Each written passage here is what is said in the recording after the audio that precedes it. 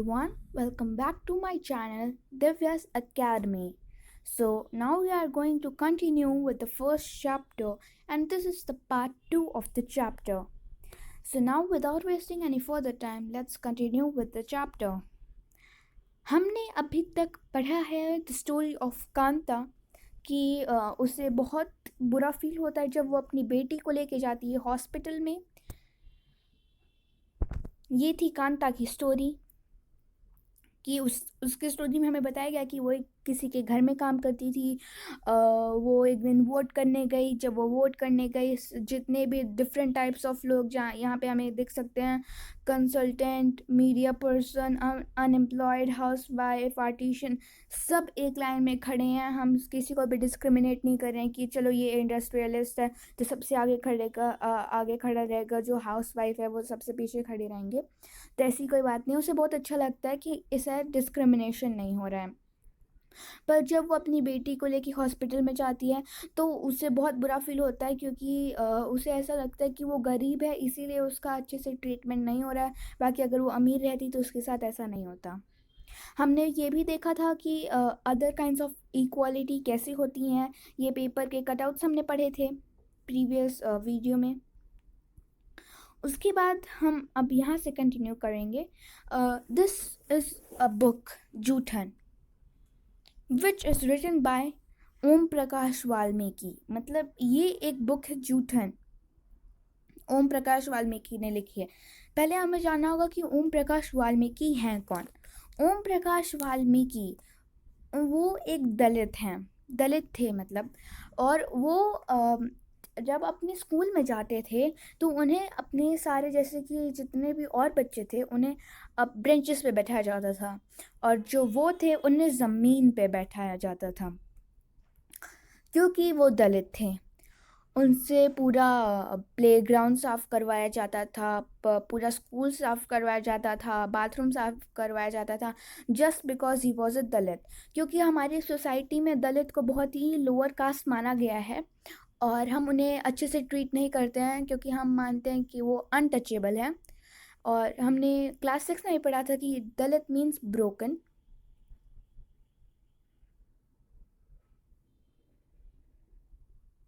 दलित means broken. सो जब जो ओम प्रकाश वाल्मीकि हैं, उनके पापा ने जब उन्हें देखा कि वो स्कूल की प्लेग्राउंड साफ़ कर रहे हैं, तो उनके जो फादर हैं, उनके जो पापा हैं, उन्हें बहुत गुस्सा आया। और उन्होंने क्या किया, उन्होंने उसके जो प्रिंसिपल हैं, जो स्कूल के जो प्रिंसिपल हैं, उनसे जाके बात की और बोला कि ये आप बहुत गलत कर रहे हैं। आप एक स्कूल के प्रिंसिपल हैं, इसीलिए मैं आपको अभी छोड़ रहा हूँ। पर सिर्फ एक यही दलित नहीं है जो इस स्कूल में आएगा, ऐसे बहुत ढेर सारे दलित हैं जो इस स्कूल में आएंगे पढ़ने। तो क्या आप उन सबको मना कर पाएंगे? तो मतलब ऐसा कहना था ओम प्रकाश वाल्मीकि के पापा का। ये उनका कमेंट था वो अपने बेटे के ऊपर, क्योंकि वो दलित थे। तो अभी तो हमने पढ़ी ओम प्रकाश वाल्मीकि की स्टोरी। वो दलित थे, उनको अच्छे से ट्रीट नहीं किया जाता था। And now we have a second story of Mr and Mrs Ansaris. Mr and Mrs Ansaris, ये जो थे, ये अब खुद के लिए एक अपार्टमेंट रेंट करना चाहते थे, मतलब एक रूम रेंट करना चाहते थे कुछ दिनों के रहने के लिए। वो एक नई सिटी में आए थे इसलिए। तो और उनके साथ बहुत अच्छा हुआ, क्योंकि अगर हम कभी कोई रूम रेंट करने जाते हैं या फिर कहीं रहने जाते हैं तो हमें बहुत मतलब घूमना पड़ता है, इधर से उधर घूमते रहते हैं, तब जाके हमें कोई एक अच्छा घर मिलता है। पर मिस्टर एंड मिसेस अंसारी के साथ ऐसा नहीं हुआ। उन्हें पहले ही, मतलब जो पहला उन्होंने घर देखा, वो पहला घर ही उन्हें पसंद आ गया। तो उन्होंने सोचा कि हाँ, अब हम यही वाला इसी अपार्टमेंट में रहेंगे। पर जो उनका जो डीलर था, जो उन्हें वहाँ तक लेके आया था, वो उनको फिर वहाँ के जो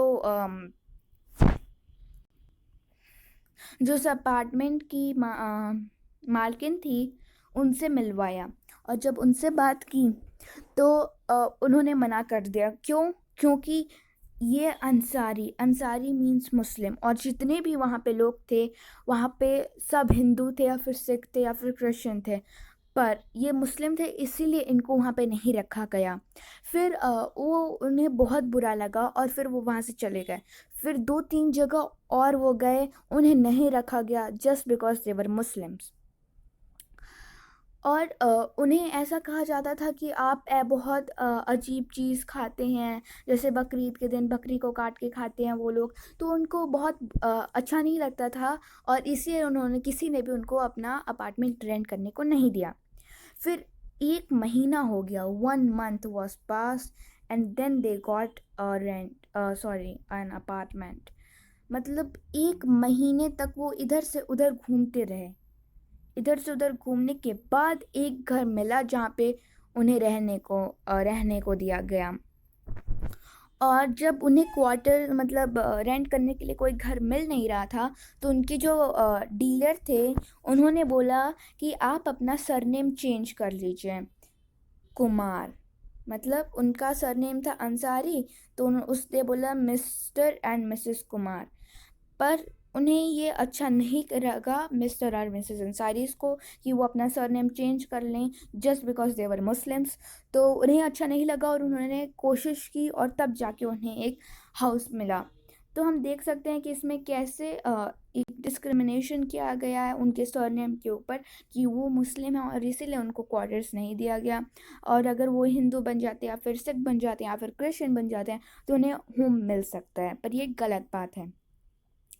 यहाँ पे हमें डिग्निटी के बारे में गिवन है कि जो ओम प्रकाश वाल्मीकि की हमने स्टोरी पढ़ी, वैसे यहाँ पे जो पिक्चर्स हैं हम यहाँ पे इस पिक्चर्स में देख सकते हैं कि यहाँ पे 3 पिक्चर्स हैं। ये तीनों पिक्चर्स एक मूवी है जिसका नाम है दीवार। और ये मूवी 1975 की है। इसमें हम देख सकते हैं कि एक छोटा सा बच्चा है जो शूज़ पॉलिश करता है लोगों की, और जिससे उसे पैसे मिलते हैं। तो जब वो शूज़ पॉलिश कर रहा था तो एक दिन उसके दुकान मतलब बोल सकते हैं जो उनके पास शू पॉलिश कराने आए थे, जो कस्टमर थे, उन्होंने जब अपना शू पॉलिश करा लिया तो उसके बाद जो मनी है उसने जो पैसा हम हाथ में देते हैं ना, उन्होंने थ्रो करके दिया उस बच्चे को। तो उस बच्चे को बहुत बुरा लगा और उसे ऐसा लगा कि मुझे मतलब मैं जो अपना काम कर रहा हूँ वो एक बहुत रिस्पेक्टफुल काम है, बच्चे को ऐसा लगा और उसे बहुत बुरा लगा और उसने वो पैसा नहीं उठाया। और उसके बाद नेक्स्ट पिक्चर में हम देख सकते हैं कि ये जो इंसान है जिसने पैसा थ्रो किया था वो खुद अपने हाथों से इस बच्चे को अपने हाथों में दे रहा है, उसके हाथों में। पहले तो उसने मनी थ्रो कर दिया और उसके बाद जब बच्चे को गुस्सा आया तो उसने उनसे बात की और फिर उन्हें बोला कि मेरा भी रिस्पेक्ट है जो मैं काम कर रहा हूँ, और फिर उन्होंने उनके हाथ में पैसे पहुँचाए। तो डिग्निटी मतलब होता है कि हम अपने डिग्निटी मतलब होता है thinking of oneself and others as worthy of self-respect. This is the definition of dignity. And now equality in Indian democracy. मतलब अब हम ये तो नहीं बोल सकते कि इंडिया फुली डेमोक्रेटिक है, कहीं ना कहीं इंडिया में भी इनइक्वालिटी डिस्क्रिमिनेशन होती ही रहती है। So we can't say that India is fully a democratic country. But जो constitution है, the constitution always says that every person is equal. But there are some villages where we consider women to be not going out of their houses. क्योंकि women's को बहुत छोटा consider किया जाता था और उन्हें घर से बाहर बिल्कुल भी नहीं निकलने को इजाज़त थी जो उनके घर में मेल थे।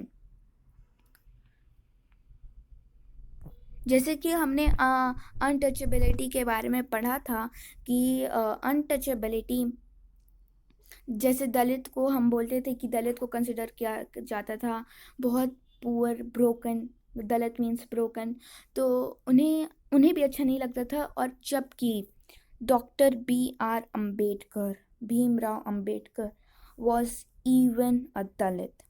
और उन्होंने बहुत अपने लाइफ में स्ट्रगल किया और वो फिर हमारे जो कॉन्स्टिट्यूशन है उसके फादर भी कहने लगे, father of constitution.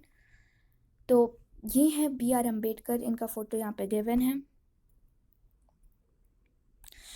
Issues of equality in other democracies, मतलब इंडिया ही सिर्फ ऐसी कंट्री नहीं है या फिर जहाँ पे थोड़ा बहुत डिस्क्रिमिनेशन होता है, बल्कि अमेरिका में भी एक बार हुआ था ऐसा कि एज इन द इमेज हमें यहाँ पे एक लेडी हैं जो यहाँ पे बैठी हुई हैं, तो इनके ऊपर एक स्टोरी है। इनका नाम है रोज़ा पार्क्स।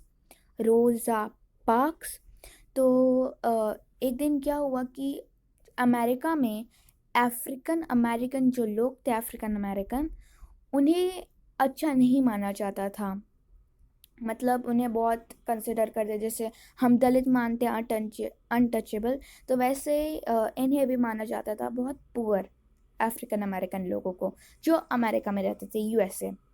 तो जब एक दिन इतना वहाँ पे बुरा कंडीशन था कि अगर ये बस है तो इस बस में जितनी भी लास्ट सीट थी और जो ऐसे खड़े रहने वाली जगह थी, वहाँ पे अफ्रीकन अमेरिकन लोग रहते थे। और जो सीट थी, आगे वाली सीट जो थी, वो सब थी अमेरिकन लोगों के लिए, वाइट पीपल्स के लिए। तो एक दिन क्या हुआ कि रोज़ा पार्क्स अपनी ड्यूटी से जब वो आई तो वो बहुत थकी हुई थी और वो पहली सीट पे बैठ गई। और वो अफ्रीकन अमेरिकन थी, और अफ्रीकन अमेरिकन तो अलाउड नहीं है फर्स्ट सीट पे बैठना। उन्हें अलाउड है या तो लास्ट सीट में बैठो या तो खड़े रहो बस में। तो वो बहुत थक गई थी। तो एक बार एक इंग्लिश मैन जब आया, मतलब एक वाइट मैन जब आया, तो उसने उनसे बोला can you please go back, मतलब ये मेरी जगह है, आप प्लीज़ यहाँ से उठ के पीछे चले जाइए या फिर आप खड़ी हो जाइए। तो रोज़ा पार्क्स ने रिफ्यूज़ कर दिया। उन्होंने बोला नहीं, मैं बहुत थकी हुई हूँ, मैं यहाँ से नहीं हिल सकती। तो फिर वो जो वाइट मैन था वो बहुत अच्छा आदमी था, तो वो खुद पीछे चल के बैठ गया। और फिर उसी के बाद से अफ्रीकन अमेरिकन लोगों ने अपनी एक आवाज़ उठाई अमेरिका में। और